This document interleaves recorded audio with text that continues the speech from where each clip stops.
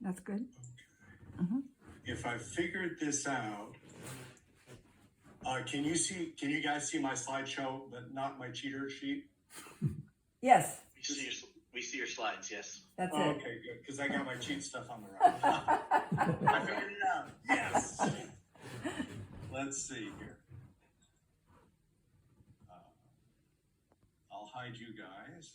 Wow, amazing. Okay. Okay, so sorry for that delay here. Just a second.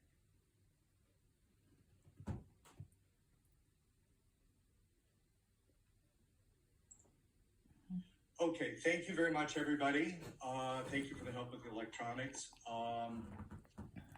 So, you want an introduction first? I'll be happy to do that. Yeah.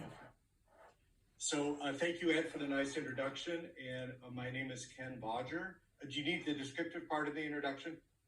Just so. Whatever you'd like to be shown on the Facebook broadcast is what you should say here. Okay, fine. Okay, I'm ready to go. Okay, so, my name is... Go ahead. Right. We'll remain muted. Please do not unmute. Please proceed. Go for it. Okay. So, thank you. My name is Ken Bodger, and I would like to thank the Unitarian Universalist Church in Anaheim and your members for the chance to speak today, for being part of an organization with a long-term commitment to meet the threat of climate change in a socially just way. And that's what I'd like to talk about today, a climate policy that meets the multiple challenges that we face. Just for the sake of Facebook and to repeat Ed's very nice introduction, my name is Ken. I live in Whittier. I'm a retired businessman, and as Ed commented, since 2011, I have been an online tutor helping students of all ages to learn and hopefully enjoy English and history, math, statistics, econ, business-related courses, and things like that. And I've been a Citizens Climate Lobby volunteer since 2014. One connection we may have that Ed didn't mention is, although I'm not an active churchgoer, from 8th grade until I went away to college, this church was our family church. Does anyone recognize it by any chance? Yes, Pasadena. Oh. That's okay. It's too hard to do with Zoom. Troop. This is Troop Memorial Church, Unitarian Universalist, up in Pasadena. And actually, I grew up Unitarian. And Right. so your principles are very familiar to me. And I feel that growing up in this church really influenced who I am. And so I'm very appreciative of Unitarian values, actually that and what that tells us for the world. Okay, so let's talk a little bit about what the main topic of today's speech. And the first thing you need to know is, who is Citizens Climate Lobby anyhow? We are an international, volunteer, nonpartisan group that in the United States lobbies Congress to price carbon and return all funds raised to American families equally. We were founded in 2007 in San Diego. We have over 466 chapters throughout the U.S. As an example, your physical church is located, I believe, I know it is in Anaheim. And there's a chapter in Santa Ana which works in Congressional District 46, which is where your church is, Lou Correa. The chapter that the Riberos and I attend is physically meets in Brea, and we work in District 38, that's Linda Sanchez and Whittier and Cerritos, that area. 39, that's Brea, Fullerton, that area. And 40, that's Downey and some of the cities to the west, East LA and things like that. We have more than 170,000 supporters in our network. And of course, you're always welcome to join us. As several speakers have already said, we are living in a period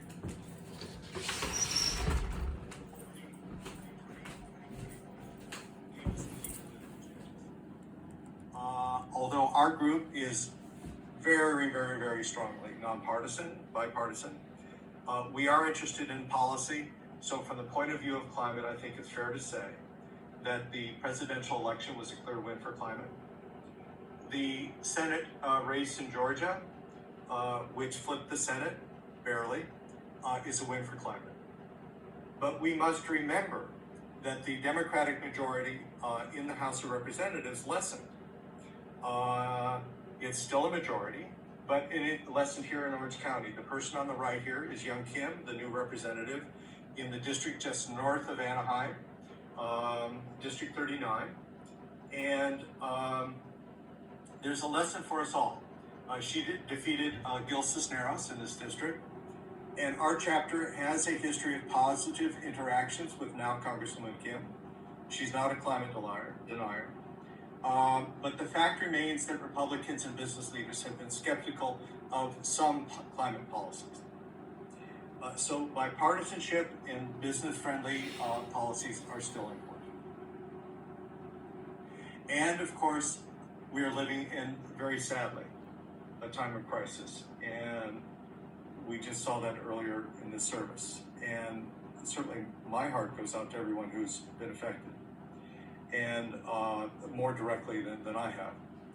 And we're dealing with an unprecedented and deadly pandemic, and we're dealing with the grave economic damage that this has caused.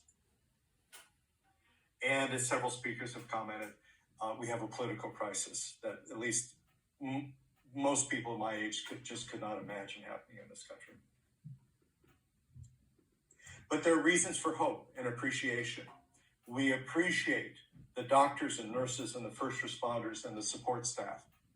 We appreciate the scientists, many of them, incidentally, immigrants into their current countries, who developed the vaccines that will help us get out of this mess. So there is appreciation and hope in the midst of grave, grave danger. But the biggest crisis of them all, as the Riveros and several others have commented, never stops. It never rests. It's sometimes in the background, it's sometimes in the foreground, always expanding and causing the other crises to get worse. And that, of course, is climate change. And yes, there are reasons for hope. There's hope in activism such as Greta Thunberg. There's hope in science and technology and the ability to transform our power supply system. But we need policies to support these technological innovations and the activism of many people of all ages. We need policies that support and do not hinder this, that accelerate it. And that's why I'm here today. And incidentally, how long do we have? Notice there was a comment about how much time we have that Greta commented on. I have a similar quote. It's, we have less than 10 years to mobilize a complete conversion from fossil fuels to green energy, or we risk dangerously destabilizing Earth's climate. I don't know about you, but from what I've been seeing, it seems sort of dangerous already, frankly. So what makes a good climate solution? Our view, Citizens Climate Lobby view, is that a good climate solution drives large-scale change all the way through the economy quickly. It uses our day-to-day decisions as we manage our budgets, as businessmen manage their businesses, as we as workers and investors, if we've got spare funds, it uses those decisions. It is a policy that can pass and stay passed in the current political environment and an environment that may change. It must be fair and look out for those less fortunate. And it must be healthy for the planet and the economy. Of course, Citizens Climate Lobby, we're in business to lobby Congress. And last month, over 3,700 CCL volunteers met virtually with 405 congressional offices. We asked Congress to pass such a policy. And this is the exact wording of the ask that we left with all of our congressional offices. In the next year, that's 2021, We would like Congress to listen to the experts and pass a carbon price. Our preferred version of this is HR 763, which if you know the Riveros, you probably memorized the number already. The Energy Innovation and Carbon Dividend Act. We like carbon prices because according to the experts, they have the most potential to reduce emissions at the quickest and with the least cost. And that is our ask. And that's what we're working on this year. Just so you know, this is a Zoom shot of our group, our team that met with my personal Congresswoman, Linda Sanchez. We didn't meet with her, we met with her aide. It's the young man in the middle there. Cody Wilming, very, very nice guy. And this is our group.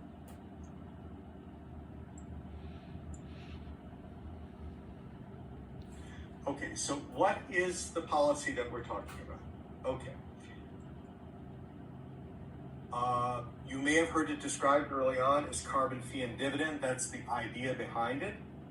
The name, it actually is a bill in Congress now. It was introduced by Congressman Ted Deutsch of Florida and now has over 80 co-sponsors in the House, including, I might add, Lou Correa, Linda Sanchez, Lucille Robaugh Allard, quite a few Southern California Congress people. Some very prominent ones too, incidentally. Adam Schiff, folks like that. So our policy is embodied in the Energy Innovation and Carbon Dividend Act.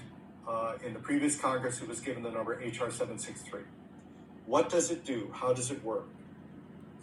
It puts a fee, it charges a fee on all fossil fuels at the source. If it's coal, that means the mine. If it's oil, it means the well or natural gas.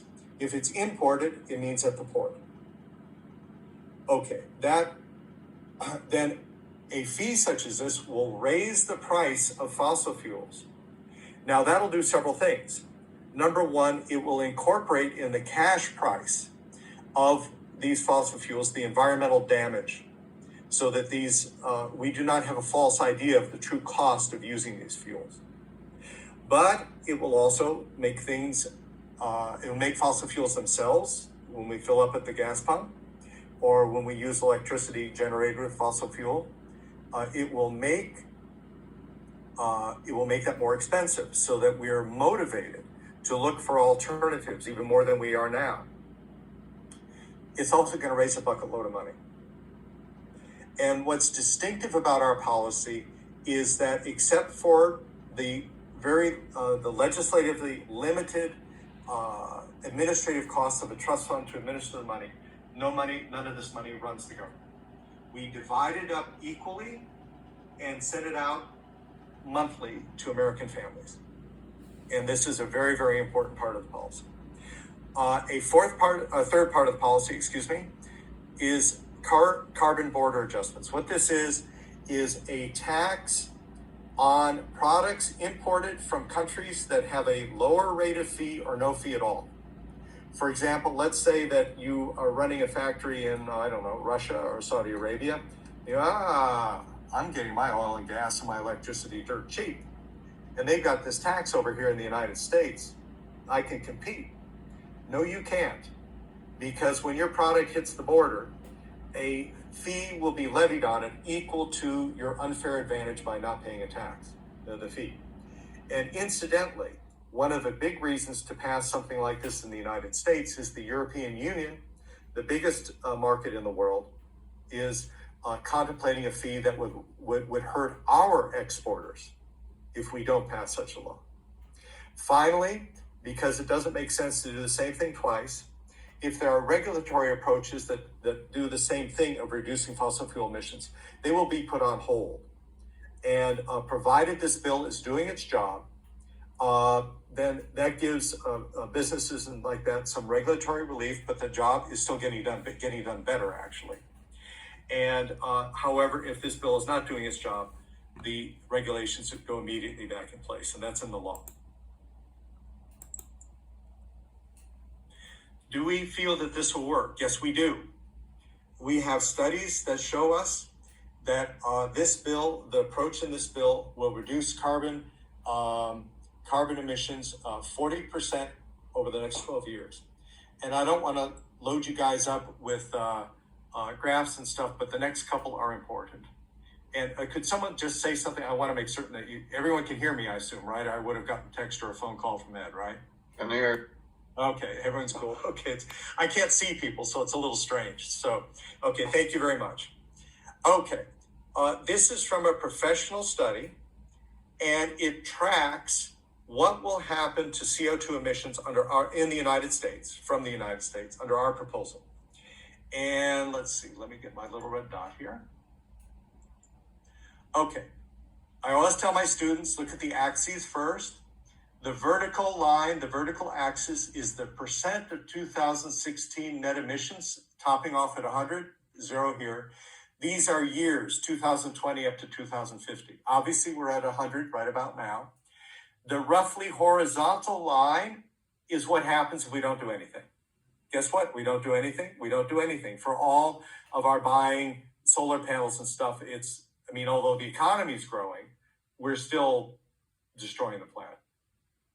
Incidentally, although they are important, the commitments in Paris to 2025, that's not a big deal, is it?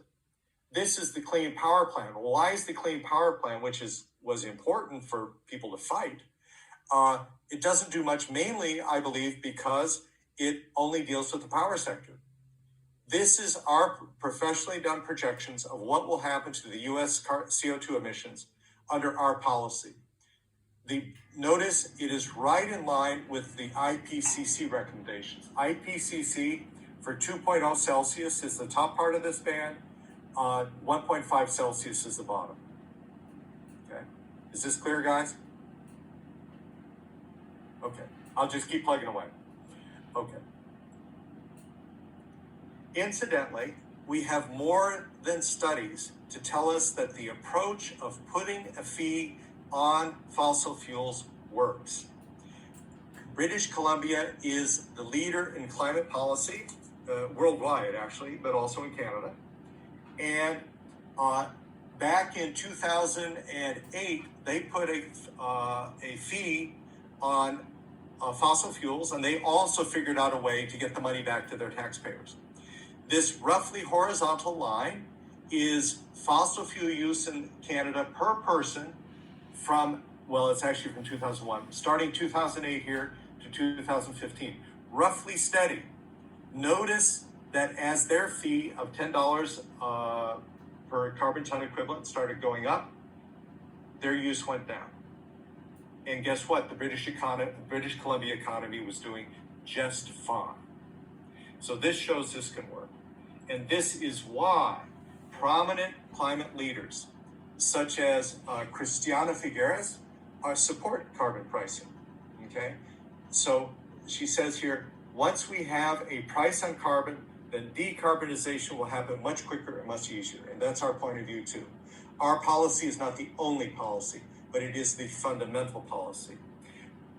Climate envoy designate John Kerry, who will be part of the upcoming Biden administration, says, with carbon pricing, those causing emissions pay for the cost of the damage. Without carbon pricing, it's just we all pay. And that's not right. It's not equitable. So how will this benefit people? And this is something that really surprises people. Let's talk a little bit about the dividend I mentioned. You may be surprised at how much money is involved. Again, these are professional economic projections, and they state that if our policy is enacted 10 years out, the average family of 4 will get a dividend of $4,410 a year. That's $368 a month. Ask yourself, what would you do with that money? And then ask yourself, what would someone who is less well off do with it? Would that help them? I believe it would. It would help those of us who are, middle class and whatever. We could use the money to say, put down a down payment on that Tesla we always wanted, or to buy a used Prius, or to buy a used Tesla, or to put solar panels on our roofs. But also for people who have less options, people in minimum wage jobs, it will help them adjust to the change. And that is one reason why this is a socially just policy. So also, notice that people will know that this dividend is coming from fighting climate change, so everyone has a benefit, has a stake in it, so it is politically durable. We have studied the impact of this dividend at the congressional district level, and again, I think you'll be surprised. Nationally, 85% of American families will receive more in the dividend than they pay in the extra costs of fossil fuels, goods and services produced from fossil fuels, or they will come out even. Okay? It really makes sense because our carbon footprint depends on how wealthy we are. Okay? So if, now here, we've done this at the congressional district level. Anaheim is in District 46. That number goes up to 94% of families in District 46 are benefited or come out even. Okay? And again, it's not a surprise. Think about the lifestyle of someone who's very wealthy, has got multiple large cars, flies to vacation. Okay, there's nothing wrong with that, but it is carbon intensive. Then think about somebody who lives in an apartment, 3 or 4 person family in a 1 or 2 bedroom apartment. Their carbon footprint is lower, and so if the dividend is equal, they benefit. Notice this one surprised me. We've calculated the benefits to families in the lowest 40%. We actually tracked consumption, which is a proxy for income. 85% nationwide. Watch this number. 100% in District 46. All families in the lowest 40% of consumption brackets benefit from this policy. That is equitable, and it means that people will support this. This money that is sent to American families in general will be spent. Okay, that stimulates the economy, and when the economy goes, it's going to be the clean economy now, or the cleaner economy. That creates jobs, and our projections are an additional 2.1 million jobs over 10 years in local communities nationwide. And so it's the stimulus of the dividend checks that are spent particularly by the middle class and those less well off. Plus, when you change things, that creates jobs, right? There's going to be a lot of people out there installing solar panels or making wind farms. In addition, there will be sectors of the economy that do not do as well. Oil refineries, things like that. However, there are separate bills in Congress about helping those folks. And let me ask you a question. If you had to retrain and find a new job, would you rather do that in an economy that's booming or an economy that's not? And that's the logic of this. Finally, although we are focused on climate change, burning fossil fuels is a health hazard, and heaven only knows we know that in inland Southern California. Today, nationwide, there's 114,000 lives lost each year due to air pollution. But just by cutting back on fossil fuel use, we project there'll be 295,000 lives saved through 2030. Remember, the government does not keep the money. We do not call it a tax because it doesn't go to run the government. Okay, in my personal view, I personally think that giving it to American families is exactly the socially just thing to do. And as I've shown you, it is progressive. But it also appeals to conservatives who do not want to grow government. It's almost it's a really big thing for conservatives, a real talking point.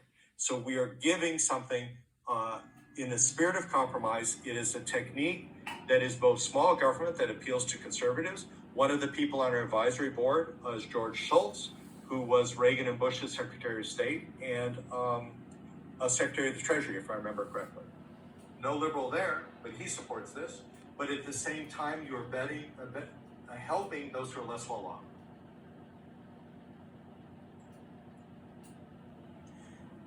Because of things like this, we think that bipartisan support is really possible. This quote here, can you guys see these quotes incidentally? Yes, we can. Oh, that's good. I can see him. Was that a yes when I was talking over you? I apologize. Yes, I can see him. That's good. Okay, I'll just keep rattling on. Okay, so basically, the woman on the left is Janet Yellen, a fantastically good economist, who is President-elect Biden's nominee for Secretary of Treasury. And boy, were economists happy when they heard that. She says, I do see Republican support, and not only Democratic support, for an approach that would involve a carbon tax, we call it a fee, with redistribution. Redistribution is a fancy word for the dividend, giving it back to the people. It's not politically impossible. And Janet Yellen would know, because she's on the board of an organization whose name sounds similar to ours. It's called the Climate Leadership Council. It's had a similar policy, but it's focused on big business. And she was on the board of that. So she's in a position to know. And the right is a letter to the editor from up in Michigan. It's encouraging to see bipartisan agreement that during a crisis, in this case, COVID, putting cash in people's pocket and letting them spend it, as they said, is a good idea. This letter is talking about the stimulus, right? So the letter says basically, we should learn from the stimulus and use that to fight climate change. It is unfortunate, God knows, that the stimulus was necessary, but let's learn from it. So to net it out, we feel we have the studies to prove it, that this is an effective policy. It is good for people, particularly the dividend really, really helps. It's good for the economy. I've shown that it is projected to create jobs. It has the possibility of bipartisan appeal, and it does have a Republican co-sponsor in the previous House. It is revenue neutral, which is a way to appeal across the aisle for most of us in this group.